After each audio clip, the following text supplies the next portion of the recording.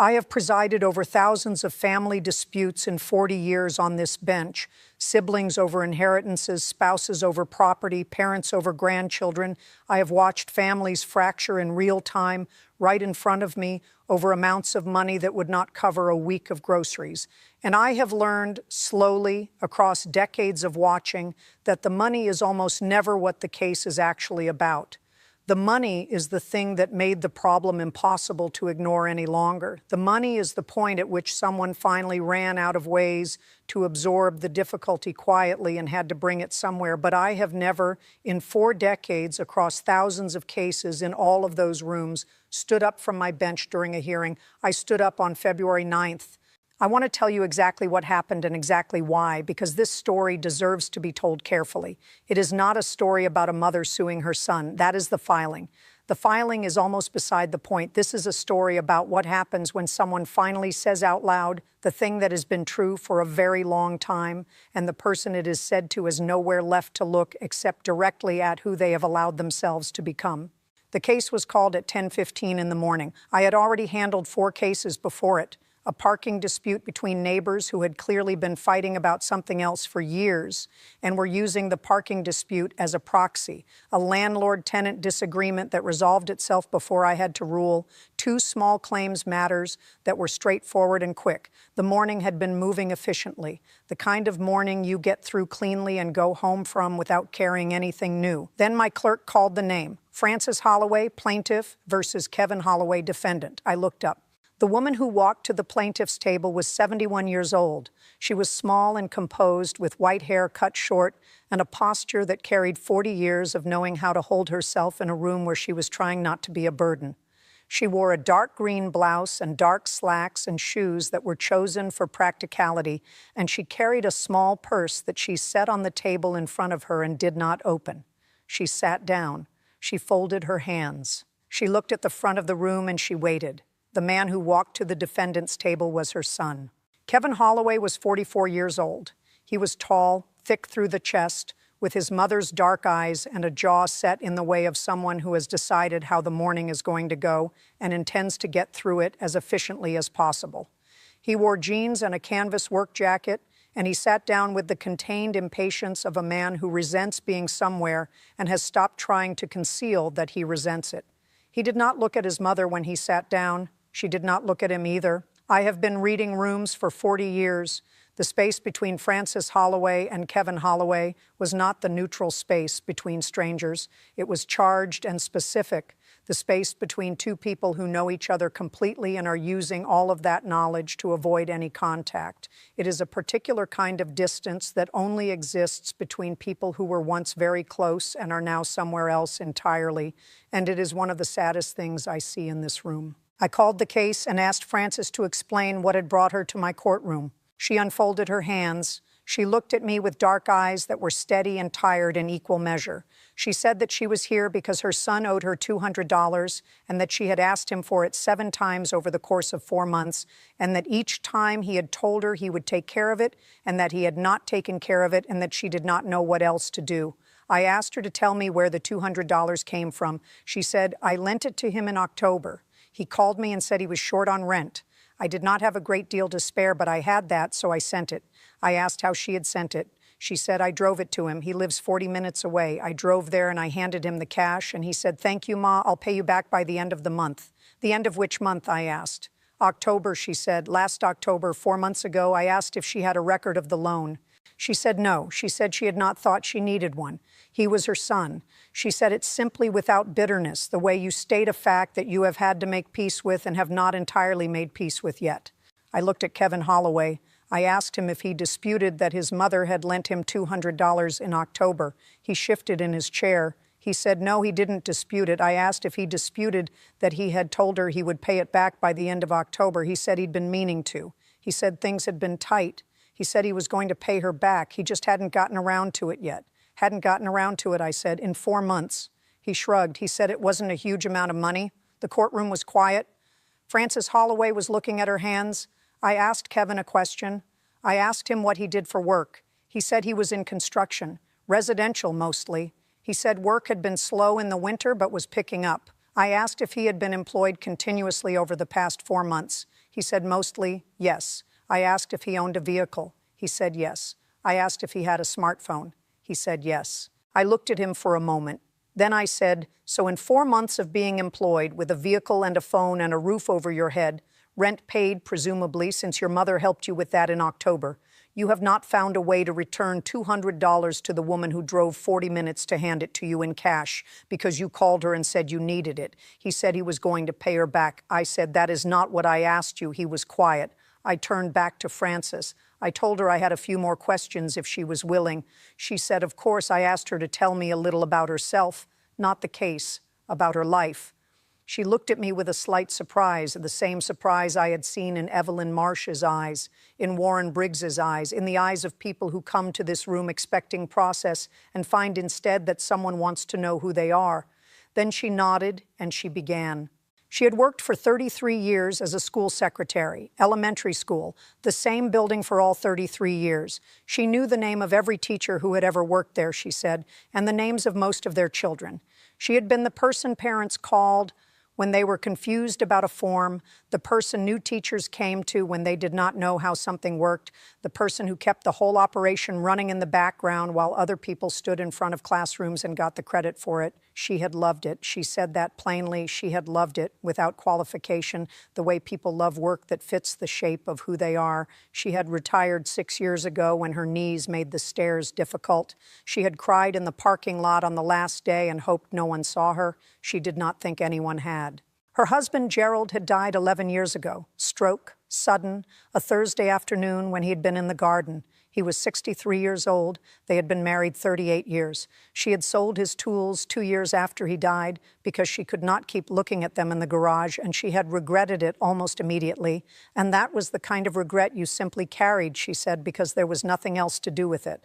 She had raised 2 children, Kevin, the younger, and his older sister, Patrice, who lived in Phoenix now and called every Sunday without fail. Frances said this with a small emphasis on without fail that was not an accusation, but was in the room nonetheless. She lived on Social Security and the school district pension. She owned the house. She and Gerald had bought it in 1987 and paid it off together, the last payment in 2009, and she remembered that day clearly because Gerald had taken her to dinner to celebrate and ordered a bottle of wine they could not really afford and said it tasted like 30 years of showing up. She drove a 2009 Civic she maintained with care because she could not replace it. Her savings account, she said, with no drama at all, was modest. She had what she needed. She was not complaining.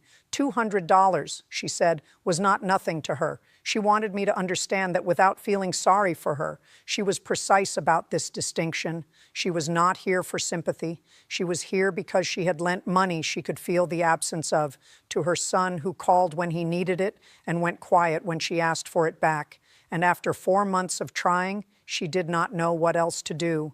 She looked down at her hands. She said, I know how this looks, a mother suing her own son. I know that. I thought about it for a long time before I filed, but I didn't have anywhere else to go. I have heard a great many things from this bench across 40 years. I have heard confessions and accusations and grief and rage and every variation of human desperation that a person can carry into a public room. But something about the way Frances Holloway said, I didn't have anywhere else to go, landed in that courtroom like a stone dropped into still water. And I watched the silence spread outward through the room, and I watched Kevin Holloway's jaw tighten, and I watched him look at the table in front of him and not look up. I let the silence sit for a moment, long enough to be felt. Then I turned to Kevin. I said, your mother just told this court that she had nowhere else to go. I want to give you an opportunity to respond to that, not to the legal question, into that. What happened next is the reason I am telling you this story. It is the reason I stood up. Kevin Holloway looked up from the table. He looked at me briefly.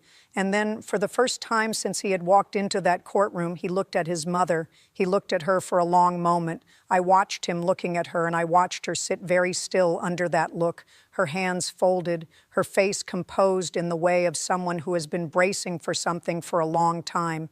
Then he said, she always does this. Frances Holloway's folded hands tightened slightly, just slightly.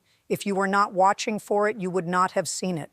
I said, I'm sorry? He said, she always makes everything into a bigger deal than it is. It's $200. I said I'd pay her back. She didn't have to come here and make it into a whole, he gestured vaguely, a whole situation. I said, a a whole situation. He said, "She does this. She makes herself into the victim. She's always done this. Every time I don't do something exactly when she wants it done, exactly on her schedule, she acts like I've abandoned her. I'm her son. I'm not going anywhere. She's acting like I committed a crime. It's $200, Your Honor. I told her I'd pay her back." The courtroom was completely still. I looked at Frances Holloway. She was looking at her son with an expression I will carry with me for a long time. Not anger, not surprise. And that absence of surprise was its own kind of answer, its own testimony. What was in her face was something I recognized as recognition, the expression of a person hearing something said, plainly and out loud, that they have been hearing in quieter forms, in small daily ways, for longer than they care to count. She did not say anything. I looked back at Kevin. He had turned back to the table. He had the settled expression of a man who has made a reasonable point and is waiting for the room to confirm that it was reasonable. The room was not going to confirm that. I pushed my chair back. I stood up. I do not stand up during hearings. In 40 years, I have done it perhaps 5 times, each time in a moment that required the full physical weight of the bench to say what words alone were not sufficient to say. I stood up on February 9th because what I was about to say to Kevin Holloway required him to understand before I said a single word of it that this was not a routine correction. This was something different. He looked up at me. The settled expression shifted. He was paying attention now in a way he had not been a moment before. I said, "Mr. Holloway, I want you to look at your mother." He didn't move immediately.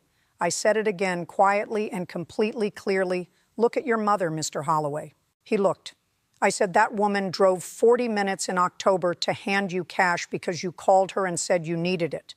She did not ask you what it was for. She did not ask when you would pay her back beyond the date you offered yourself.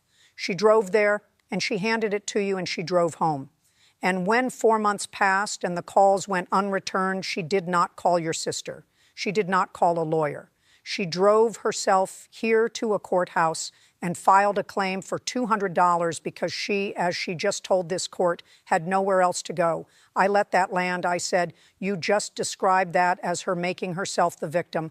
I want you to think very carefully about what a victim is. A victim is not someone who is inconvenient to you. A victim is not someone whose timeline you find unreasonable. A victim is someone who gave something in good faith and received nothing in return, not even the basic courtesy of a returned phone call." I looked at him steadily. I said, "Your mother sat in this chair and she told me this is a small amount. She told me she knows it looks strange. A mother suing her son.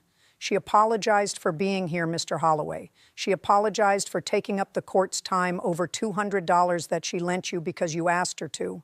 I want you to sit with that for a moment. Your mother apologized for asking to be paid back." Kevin Holloway was not looking at the table anymore. He was looking at me. Something in his face had shifted. I could see it from the bench, the particular change that happens when something that has been exterior suddenly becomes interior, when a person stops defending himself long enough to actually hear what has been said. I said, "I am going to find in favor of the plaintiff, $200 plus filing costs, payable within 30 days. But I want to say something beyond the ruling." I looked at both of them. I said, "I have been on this bench for 40 years. In that time, I have seen families broken over millions of dollars and families broken over nothing at all, and I have learned that what breaks them is almost never the amount. What breaks them is the accumulation of small moments in which one person decides that their convenience matters more than the other person's dignity. $200 is not what this case is about.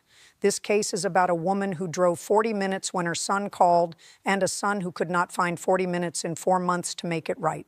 I said, "You have a mother who still shows up for you. Not every person in this room can say that. Not every person in this courtroom today has someone who will drive 40 minutes in October when they call. I want you to understand what that is worth before you spend any more time describing it as dramatic." I sat back down. The courtroom was completely silent. Kevin Holloway sat at the defendant's table and he did not move for a long moment. His jaw was no longer set. The annoyance was gone. What was there instead was harder to name, something between shame and grief and the particular stillness of a person who has just understood something he cannot ununderstand. Frances Holloway sat with her hands still folded, and she looked at the front of the room. She did not look at her son. She did not need to. I struck the gavel and called a brief recess. When I came back out 10 minutes later, Kevin Holloway was standing beside his mother's chair. He was not saying anything that I could hear. He had his hand on her shoulder and she had her hand over his, and they were both looking at the table. I do not know what passed between them in that recess. It was not my business to know. What I know is that they left the courtroom together, side by side, Kevin carrying his mother's purse because she had both hands occupied with her coat, and that the woman at the plaintiff's table who had said she didn't have anywhere else to go walked out through those doors with somewhere to go. That was February 9th. I have thought about February 9th many times since, about what it costs a mother to file a claim against her own son. Not legally. Legally, it costs the filing fee and an uncomfortable mourning. I mean what it costs internally, over the weeks before she files, sitting with the phone in her hand after the 7th unanswered call, turning it over, arriving finally at the conclusion that she is out of other options, the specific quiet devastation of that arrival. I think about the apology. She apologized for being there. She said she knew how it looked. She knew this was not what courts were for. She knew it was a small amount. She offered the court 3 separate justifications for her own presence before I had asked for any of them. That is the behavior of a person who has been made to feel over a long period of time that needing something is an imposition, that asking is a burden, that requiring anything beyond the absolute minimum is a form of drama. She had driven 40 minutes in October because he called. She had asked 7 times over 4 months. She had filed here as a last resort, and when she arrived, she apologized for arriving. I have thought about Kevin Holloway, too. I do not think he is a bad person. I have seen bad people in this courtroom, and he was not that. What he was on February 9th was someone who had been moving through his life with a particular blind spot so long that he had stopped seeing it. The blind spot that forms when someone has always been there, when someone has always answered, when someone has always driven 40 minutes without being asked twice, and you begin, without meaning to, without even noticing, to build your life on the assumption that they always will be, that the calling and the showing up are simply a feature of the landscape, that the landscape does not require acknowledgement. He looked at his mother when I asked him to. I believe that something changed in him in that moment. I cannot know for certain. Courts do not have a way of measuring that, and I am careful about claiming more than I can see. But I saw his face when he looked at her, and I saw his hand on her shoulder in the recess, and I know what it looked like, and I choose to believe what it looked like. Frances Holloway deserved more than a hand on her shoulder 10 years into a pattern she should never have had to learn to live with. She deserved better than arriving at a courthouse to apologize for needing to be paid back. She deserved a son who called not only when his rent was short, but when the week had been long and he thought she might like to hear a voice. She may still get that. I hope she gets that. What she got from this court on February 9th was smaller and more limited but real. A ruling in her favor, a room that heard her, and a moment in which her son had to look at her face and understand what the last 4 months had looked like from where she was sitting. That is what courts can do. It is not everything. But on a Tuesday morning in February for Frances Holloway, it was what she needed. I have been on this bench for 40 years, and I have stood up perhaps 5 times. Each time has been a moment when the words alone were not enough, when the thing being said required the full weight of everything I have spent 4 decades building, and when sitting down was a way of withholding that weight from the person who needed it. Frances Holloway needed it. I stood up, and when I did, I felt 40 years of this work behind me. Every Frances I had not been fast enough to see clearly. Every moment I had stayed neutral when neutrality was its own kind of failure. Every case that looked small on paper and was enormous in the room. I felt all of that behind me, and I used it. If this story reached something in you today, if it made you think about someone you have been meaning to call back, something you have been meaning to return, something small that has been waiting long enough, do not wait for a courtroom. Do it today. Subscribe to this channel because there are 40 years of mornings like this one, and I am not finished telling them. And leave me a comment. Tell me about someone who always showed up when you called. Tell me their name. People like Frances Holloway have earned the right to be remembered.